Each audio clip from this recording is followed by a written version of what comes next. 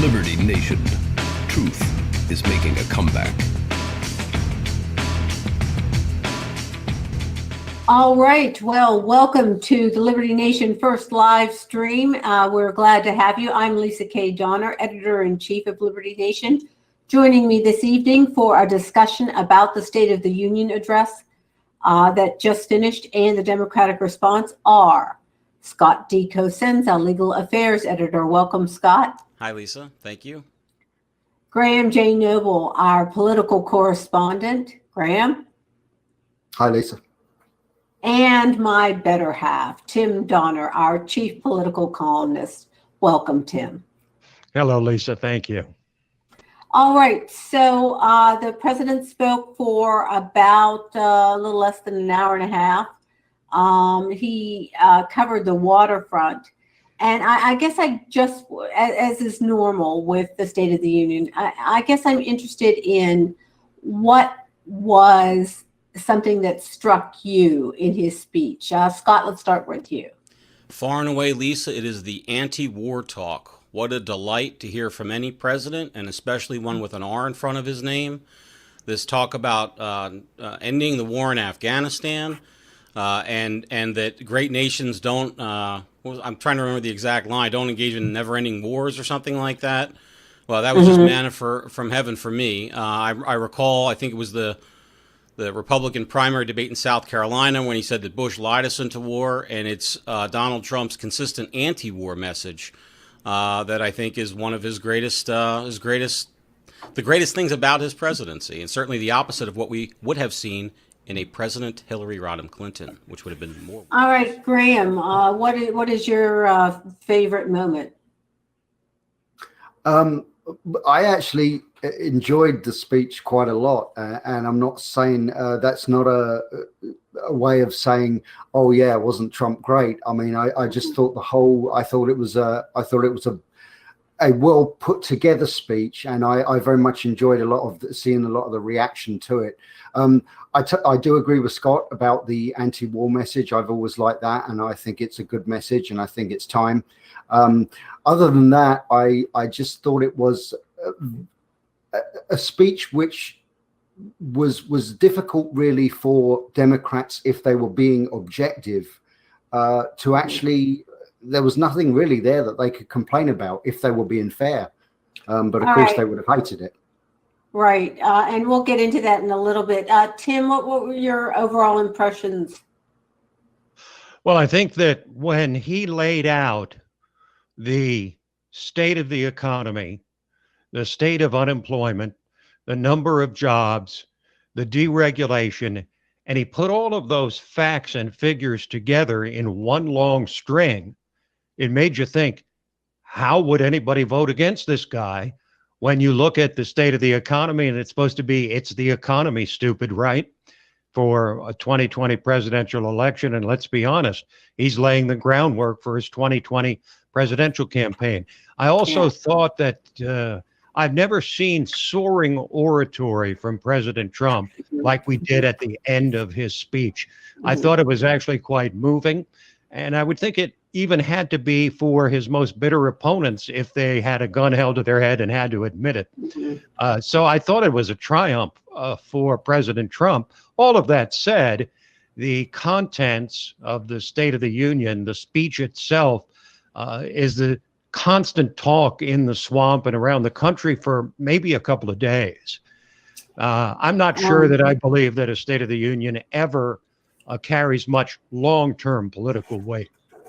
All right, let me just weigh in with the highlight for me. And I went to the transcript and printed it out because I thought it was such moving rhetoric.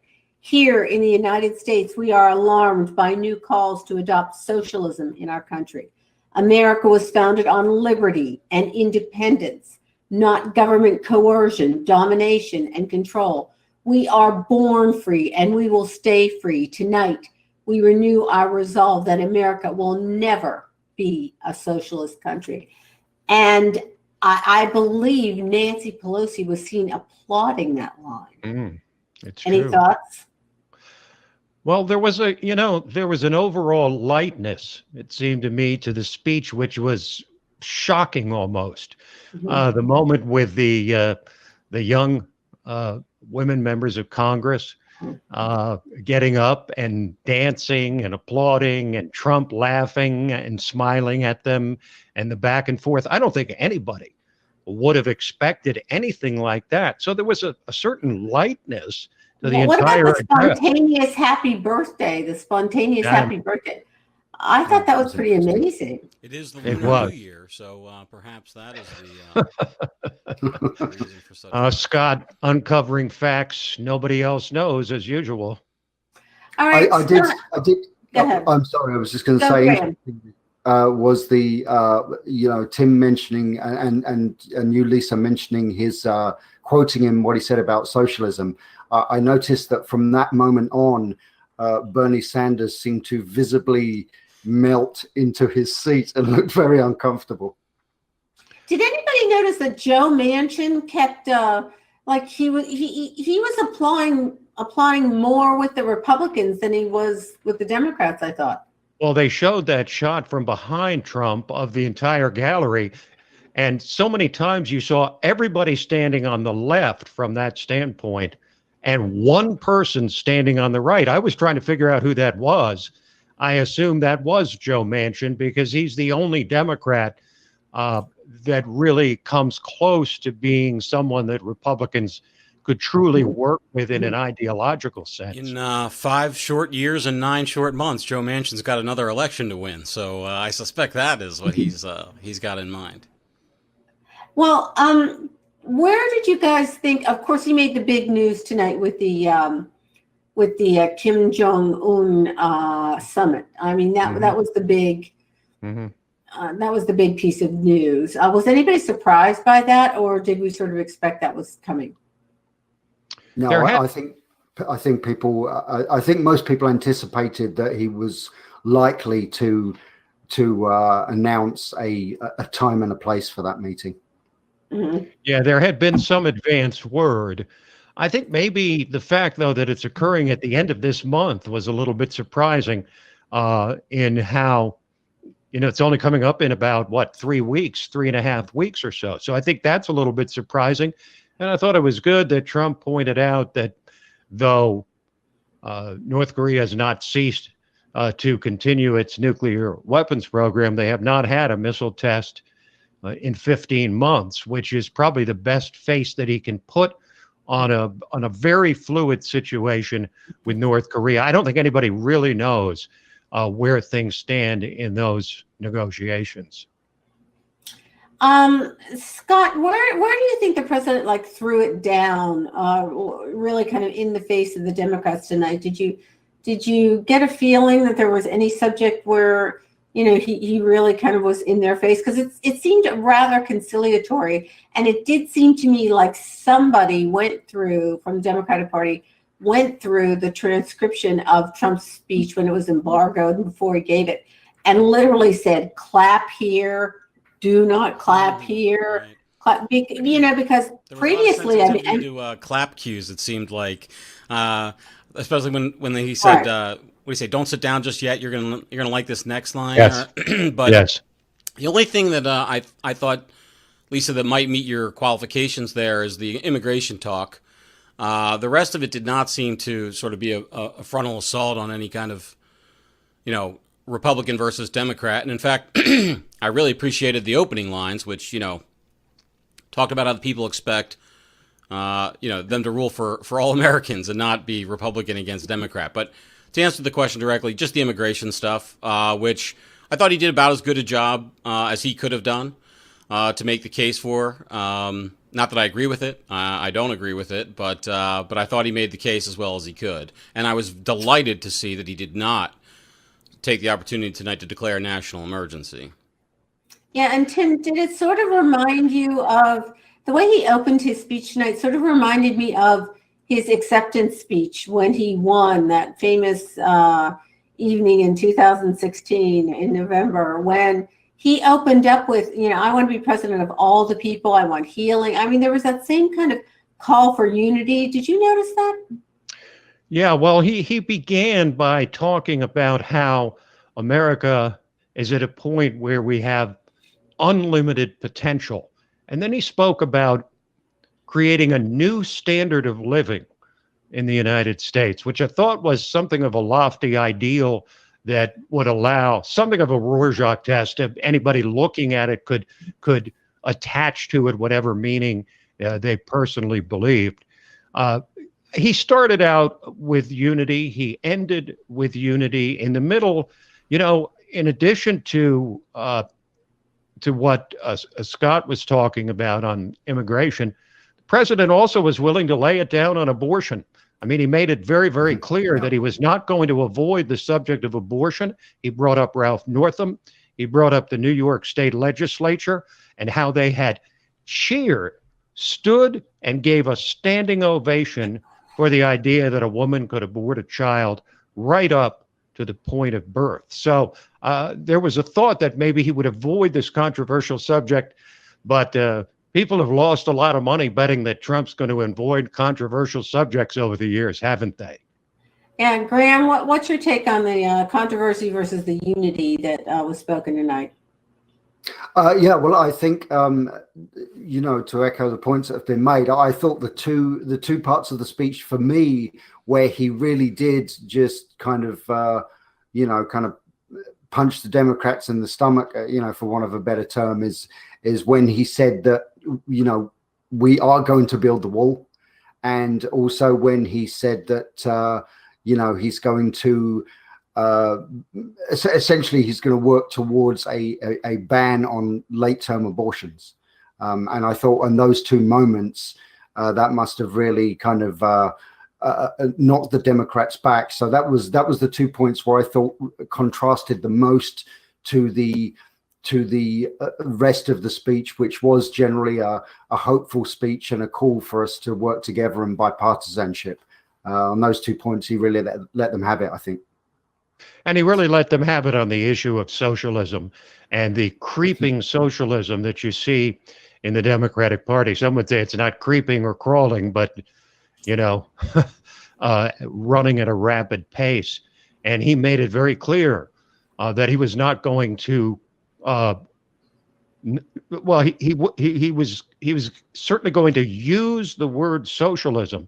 It was a very deliberate decision that was made on his part to describe programs like Medicare for All and a Green New Deal and open borders, the kind of things that Democrats are seeming to make sort of the foundation of most of their presidential campaign. So he didn't shy away from any of the tough issues, and yet he managed to be quite conciliatory, for there to be a number of light moments and laughter, and yet not at the expense of making exactly the points that he was intent on making.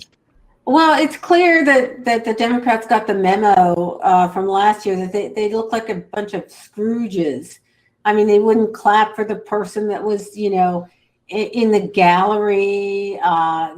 They just looked like really so negative. And this time, I think they tried to put on kind of a happy face. It worked. They looked good. They looked all right. Yeah. Yeah.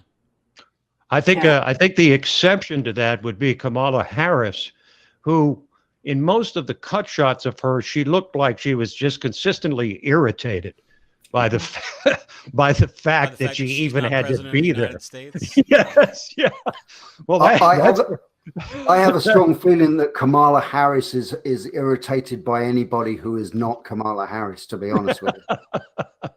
Well, that could well be true. Chuck Schumer looked, I mean, I'm sorry, he just kind of looks like a creepy clown when he uses that little smile of his, that little sinister smile. It's not a good look.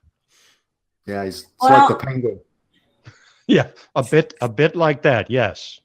I think the substance of Trump's speech was really good. I think the optics were good. Who he had in the gallery was good. Melania looked good. I thought all the ladies in white were just, it was really kind of odd. And I actually have an article coming out tomorrow or later tonight on Liberty Nation about all those women in white. It just seemed rather silly. Well, I think my take on that is basically what happened there was that, of course, Trump was touting, as he should have done, the great employment numbers that we're seeing all the time, and we have been seeing since he took office. And of course, when he came to the part where he said that, a lot of the job openings are now being taken by women, and of course, when those members of Congress stood up and started applauding and kind of they were patting themselves on the back, and they were trying to take a shot at Trump. Is what they were doing, is they were basically saying, yeah, that's right, you managed to give us all jobs in Congress.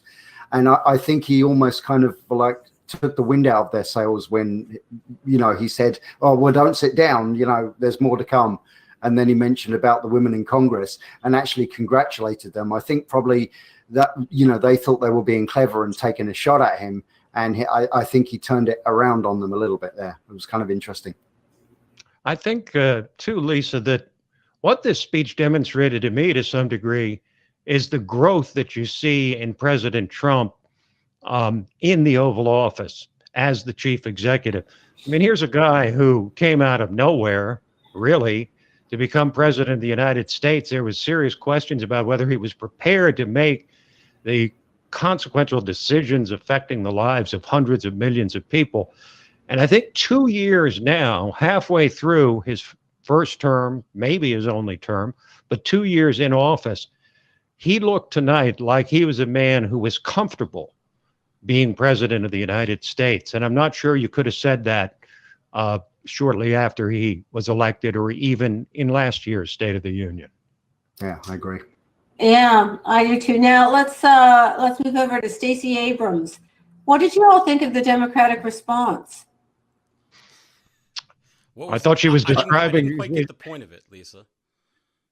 I didn't either. Well, they the other side always wants the airtime. So I get the point that they wanted to use free airtime. Who wouldn't? But I don't understand what the point of the response was. The story about her father with the coat and everything else, it didn't seem to me to track to any kind of public policy initiative that we could then say, yeah, we all want to live in a world where the guy gives the homeless guy the coat because he's got a family coming for him. I don't know what that has to do with government. It seems like what the problem I have with Stacey Abrams is that she wants to send armed men to my house to take money out of my pocket to give to somebody else to buy a coat, taking a skim off the top for somebody else to distribute the coat. And I prefer the direct model like her father used. Scott, leave it to Scott to boil things down to their absolute root. I thought she was describing a different country than we had just heard about from President Trump. I mean, she started out with the coat story and the father and all that. But, she went into immediately attacking the shutdown, calling it a stunt, saying it abandoned our people, our values. I mean, we're over the shutdown. The shutdown is old news now. It said that the White House responds timidly to school dangers. She called for more gun control. She talked about crippling college loans for students, how the GOP ignores real life, the tax bill rigged the system against normal Americans. I mean, it was an entirely negative, dystopic view of where America is right now. And when she talks about economic opportunity, it's as if she's ignoring the roaring economy that had just been described by the president. Tim, she presents a socialistic plan, which is to say that government should be involved in every and all aspects of our lives. That in any area of our lives that's deficient of fulfillment or greatness or happiness, the government should be there to step in to make it right. And I applaud Trump's rejection of that with his saying that socialism is not for us. Graham, do you think Stacey is a rising star within the Democratic Party there? What's your take? No, actually, to be honest, I really don't. I don't think so at all. And I think you guys are maybe overthinking and overanalyzing what she said, because in fact, what happened was that her dog ate her speech about 2 minutes before she went on air. And what she said was that was just off the top of her head. That's just what she how she feels when she gets up in the morning, because people like her are just miserable and angry and bitter all the time. And you know, it was nonsense. The rebuttal was complete nonsense. And I think if she wasn't, you know, we talk about, is she a rising star in the Democratic Party? Before she delivered the rebuttal to President Trump this evening, I would have said no. But certainly after that pitiful performance tonight, the answer is definitely no. I thought it was surprisingly bad because I'd seen her speak during the campaign. She was a compelling speaker. Very good. I mean, she really was, and I thought it was a good choice. And it in a way, it was an enforced choice, because think about the Democrats trying to decide between the likely 2 or 3 dozen candidates, many of whom were sitting in that chamber tonight, who are running against Trump. How are they supposed to pick between them? But the thing that was bizarre to me about Stacey Abrams' speech more than anything else was that, you know, as she talked about people being laid off and wages suffering and children being caged at the border and families being torn apart, individuals, indigent, being forced to choose between medicine and rent, she was smiling while she was saying that. Did you notice that? She had this forced smile I look forward while to she was just seeing that when I rewatch it. It's just, Well, you know, what occurred to me with her is, you know, some people are better with a live audience, you know, with human beings reacting, and some people are better with TV. I think TV might not be her, you know, her strong suit. Lisa, let me just weigh in very quickly here. I think she is a rising star. I was blown away by her performance that I saw in the campaign, and I say that as somebody who finds her avowed policy proposals to be like poison for this country. So take that for what it's worth, and that they gave her this platform is somewhat remarkable, given that she doesn't hold elective office. But they see, I think, what I see. You know, she does have this Oprah Winfrey-like communicator, not on display tonight, granted. But if you take a look at some of her other stuff, I think you'll see why many people do think she is a future of the party.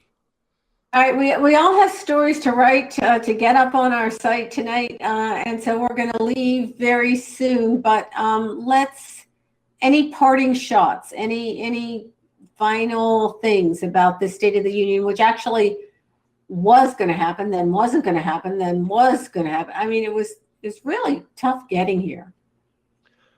Well, I have a sense that this speech is really going to help Trump, because he was able to do something that he's ordinarily unable to do because of the overwhelming negative coverage in the legacy media.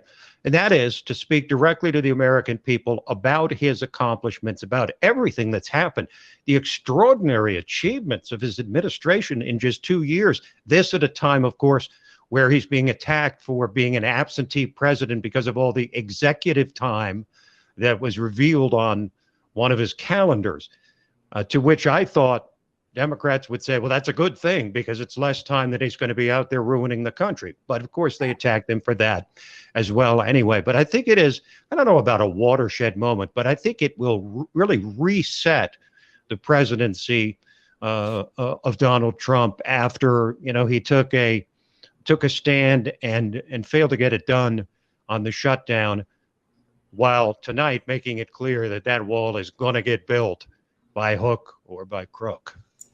Graham? Yeah, I mean, basically, I just think it was a speech that is really hard to fault or object to for any reasonable person. And as Tim said, you know, this was a great opportunity for him to actually get the exposure that his policies might not otherwise get. Get that exposure, especially in the left-leaning media. So I think all in all, it was good. I think the rebuttal was absolutely pathetic, and I really think he comes out with a W out of that tonight. You know, kind of like the Patriots. All right, Scott, you are Team Trump. You're talking about the MAGA team that won the Super Bowl, right. Graham? Yeah. So you are the nice article today about that. If you haven't read it, check out Graham's article. That was just outstanding. But Scott, you're the lawyer in the group, so I'll give you the last word. Thank you, Lisa. War is the health of the state. And to the extent that Donald Trump can eliminate wars, he can do more than any president in recent history to increase liberty at home and abroad. And I say salute to that. And I hope that policy, good policy yields from this political event. All right. Well, this is we're coming to the end of the close of our first live stream for LibertyNation.com. Make sure to subscribe to our Liberty Nation YouTube channel and to hit our website where truth is making a comeback. I'm Lisa Kelly, Lisa Kelly Donner, editor-in-chief, and for Scott Cosenza, Graham Noble, and my better half, Tim Donner, whose name I did take. Have a nice evening, and thanks so much for joining us.